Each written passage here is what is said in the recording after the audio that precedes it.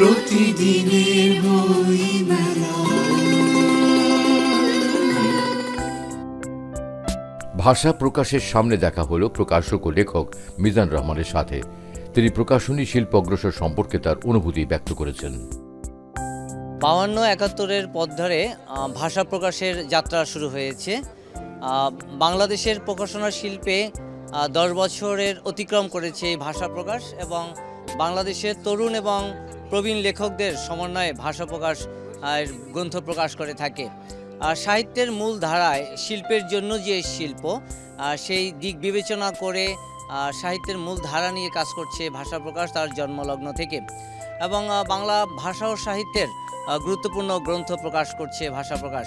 ইতিমধ্যে পৃথিবীর আলোকিত মানুষের জীবনী গ্রন্থমালা প্রকাশ করেছে ভাষা প্রকাশ।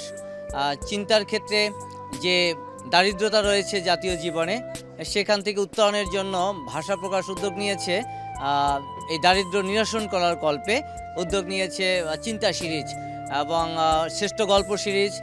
বাংলা ভাষার যে প্রথম কাজ রবীন্দ্রনাথের বিষয়ভিত্তিক যে রবীন্দ্র রচনা 7 খণ্ডে আমরা প্রকাশ করেছি। এর বাইরে অসাধারণ গ্রন্থ রয়েছে।